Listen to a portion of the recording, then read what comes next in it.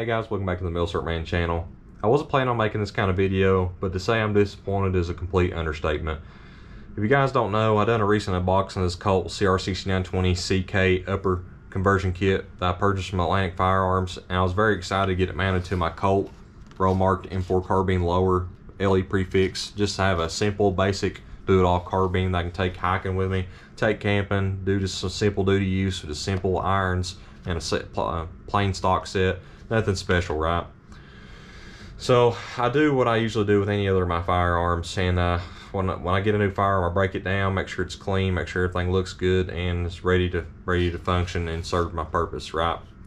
Well, I broke the bolt carrier group down, took a good inspection of it, made sure it's cleaned with proper lubricant, made sure all the factory grease was taken off of it, and didn't think much of the barrel extension of the ramps. I didn't really pay a whole lot of attention to that. Figured the bore and everything was good on it, just was paying attention to the internals. So went ahead and got that cleaned up and mated the upper and lower together, and I noticed it was extremely tight when trying to work the action, and it almost seemed like the bolt head was getting seized up right around the locking lugs. It wasn't wanting to go into the barrel extension easily like it would on a normal AR perhaps.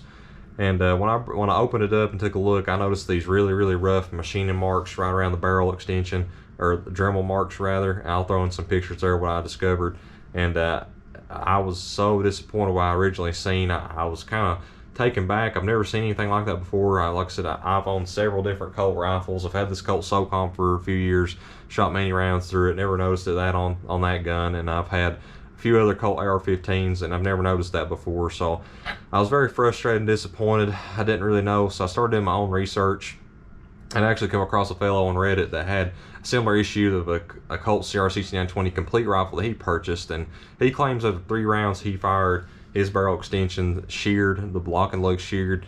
Now, I don't really think his lock and lug sheared because it is around the feed ramp area, the M4 feed ramp. So I believe he has the same kind of Dremel work or some kind of polishing job that my particular upper has on as well.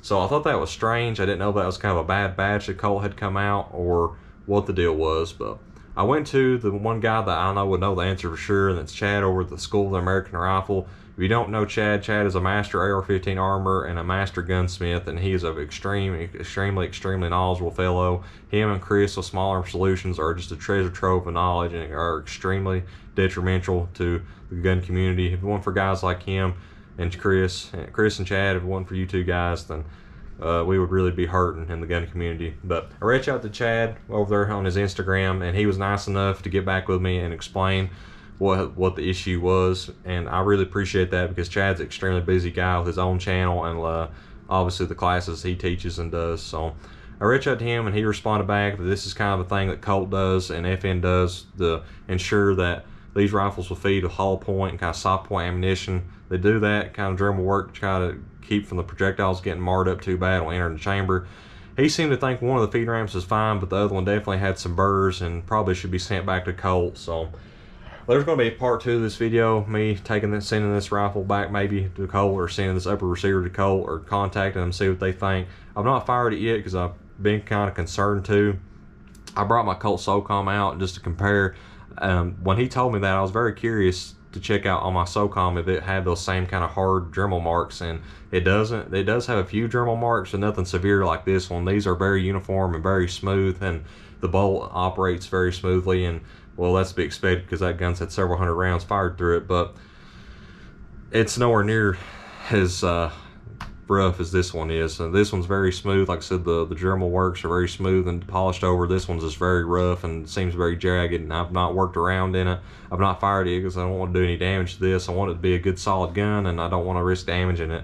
Like I said, I paid $600 for this upper, my own money, and it just to see something like this pass through Colt's QC is very disappointing. You know, I'm a huge Colt fan, and I really hold Colt to a higher standard more than anybody else. They've manufactured the AR-15 M16 platform since the early 60s, so they have experience making it, and like I said, I've always been a die-hard Colt fan, so I really expect more from them. They've done it in the past, so I know they can do it now, and just how that slipped through their QC, I don't know. But I want to go on here, guys, and just be honest and talk about it and show you guys the issue I'm having with this right now. Hopefully, when I talk to Colt and see what they say, if they're willing to take it back and do an inspection of it, maybe, I don't know, replace the barrel extension or get it polished up more. Hopefully they'll do me right and get her fixed up, because I really do enjoy Colt. I believe they do make a fine quality firearm, but unfortunately sometimes companies have some QC issues.